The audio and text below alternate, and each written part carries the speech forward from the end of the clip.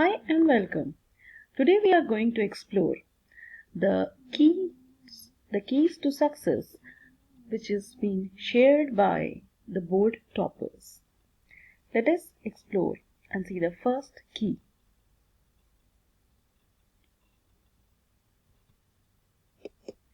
The very first key is to rest on the previous night of the examination, and in the morning when you have the examination, have a light breakfast and go well prepared. Half the battle is won when you are fresh and focused. Reading time. Reading time of 15 minutes is allotted for every paper. Make the best use of this time. Though one is not allowed to write during this reading time, but one can read the questions carefully and compare the questions where options are given, select and be mentally prepared. There are certain strategies where the students can select, review and order their questions. We are going to explore that next. Students may read and order their questions as either very easy, average, difficult, and the most difficult. It is definitely observed that when you answer very easy questions, you save the time for that question, which can be relocated and invested elsewhere to answer the questions which are relatively difficult. So every subject has the different built-in sections. You may use this strategy within a section. Time demarcations. The questions are timed and one of the indicators is the marks allotted for the question. Ensure that you have worked out the time allocation for each question of your question paper. For example, if a question requires that you answer in about 8 to 10 words, it will fetch you 1 mark. Subsequently, if it is expected that you answer within 16 to 20 words, it will fetch you 2 marks. Accordingly, you can work out your time factor in the question paper and allocate time for each question paper and see to what extent you are able to extend yourself within the 3 hours and how much time you are able to allocate for the last moment reading and reading for accuracy. Whether it is speed versus accuracy, it is definitely speed and accuracy together. If you are well prepared, you know the time, you know the word limit, you will definitely not rush and you will neither slow down as well. Concise writing. Now, most of a few rather, instructors advise that you give a little pep to your vocabulary and expression and use difficult words. Another set of educators advise that you use very simple English. The advice is that be moderate and use appropriate writing. For example, if you are supposed to respond, you cannot write everything within the limited time or limited space or the time allocated for each question. The hint or the advice over here is concise writing. Have all the value points built into a complex sentence and make sure that your complex sentence has most of the value point, that is, it is concise and compact. Appropriate language. Another set of advisors say that use either very difficult vocabulary or very easy vocabulary.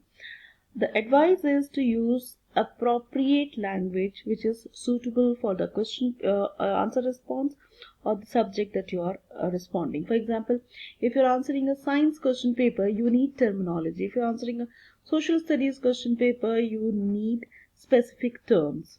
In English, you need specific vocabulary to express yourself. Use appropriate language but avoid verbose. That means do not try using very difficult vocabulary and do not try showing your vocabulary. Be moderate in your choice of ordinary vocabulary. Presentable response or your response sheet. That means your answer script should show that you are well composed. Do not scratch out and do not scribble. Do not cut 2 or 3 lines or words, and be focused, think clearly and respond. Another pointer over here is to be alert regarding the question numbers that you are writing it helps the examiner identify your question. Suppose the question number is 1 and the sub part is either A or B. Write question number 1A. In a hurry-burry, do not write 1 and the sub part also has 1. This is a common error made by students which tends to confuse the examiner, and the examiner is not able to mark that particular response or the answer because the question number is incorrect. Another pointer over here is if the question paper requires you to answer in points, in science and social studies it might be allowed. But these numbers should be in the textual area. That means where you write the answers. It need not be written in the margin where the question numbers and subparts are written. Remember, if you are numbering any of the part of your response, it should be written in the textual area. Whereas in an English paper, numbering is not allowed at all. You are expected to use sequence markers or transitional words. Example, firstly, secondly, next, then, after which, finally. And transitional words are additionally moreover in this manner. Do not write an answers in an English paper in points. Another pointer is that in a science paper, illustration is with diagrams. In social studies paper, it is with maps. In English, illustration is through examples and supporting details. You can make your examiner's work easier when you can make your paper very well organized. For example, in question number 3 of English paper, there is a choice between a formal letter or another type of official letter or informal letter.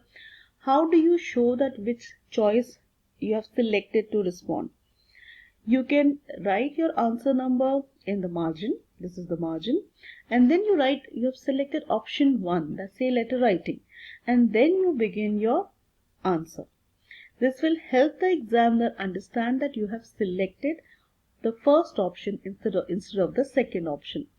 It helps the examiner read the question with a focus that now he is reading or she is reading the option 1 rather than locating the choice halfway through whether you have answered the formal question or the informal letter writing, formal letter writing or the informal letter writing. Respond to all the questions. Definitely happens that there are very difficult questions which you're not able to gather the information. Remember that it is that every part of the question has some marks breakup. If you do not know the entire answer very well, do not leave it as such. Respond to it to some extent, even it can be vague. You may get 1 mark or half a mark. Remember that 1 mark can change your grade from A2 to A1. Last is that ensure that you have enough time to check all the question numbers written in the answer sheet. How do you do this? Most of the students say we do not have enough time to go through or to complete the paper or to finish the paper. How to check this?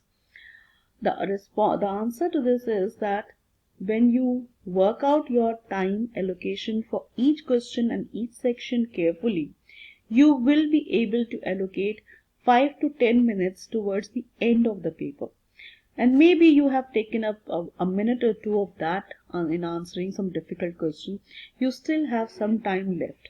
You can go back, check all the questions, question 1, 2, 3 till question 11 or the last question, put a tick mark to all the questions, make sure the question numbers are correct, subparts are correct, draw a neat line after every answer. That will make your question paper very presentable. Another pointer is that certain toppers use a strategy of underlining keywords. This is the time towards the end of the paper where you can go and highlight certain words. For example, in your reading comprehension, the value point can be underlined so that your examiner can find out that these are the value point, and it can make the examiner correct your paper faster and in an easier manner. The same applies to long writing. Underline your transitional words, your vocabulary, because there are marks allocation for fluency. If you can underline all the 12 fluency words, making your examiners work easier, you will definitely fetch all the quarter marks allocated for each transitional words, and you will have you'll get full marks for your fluency. The same works on for accuracy. Check your grammar, punctuation, so that you get full marks for your expression as well. If you stumble at some difficult vocabulary, the best advice is to change that word and bring in some other alternative word for the vocabulary that you know the spelling correctly. For format, go and check the format very carefully. There are various parts in a format.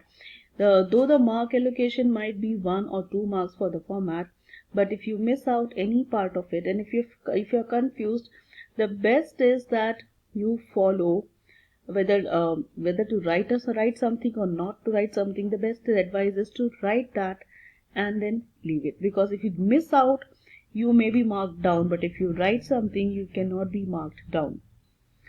And towards the end, go and check all the parts: question number, underline word, a line drawn after every answer. Make sure that your booklet is in order. That means question number 1 till question number 11, or whatever is the last question number.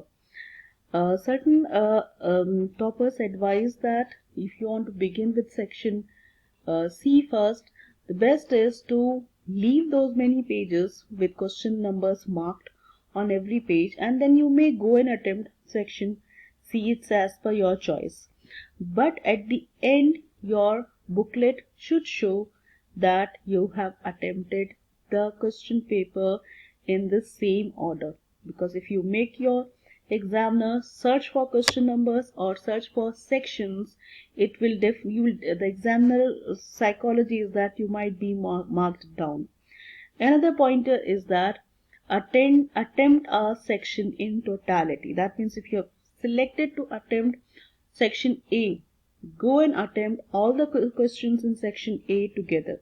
Do not do that attempting question number 1 first, then the question number 7 or 8, and then coming back to question number 2 or 3. Attempt a section in totality. If you've selected to attempt the reading section, attempt the reading section in totality. If you attempted the writing and the grammar section, go ahead and complete all the parts of it. Do not keep the long writing towards the end of the question paper or the answer script, and because the examiners, when they mark a section, if the question number 3 is present, question number 4 is not present, and 5, 6, 7 is present, then what happens is that question number 4 is marked 0 on the summary page, and towards the end, if you attempt that question might not be marked, because when the examiner sees the summary page, all the marks are filled for the summary page. I hope the advice is helpful, and if you have any questions, you may definitely comment and ask for clarifications. Thank you, and have a wonderful day.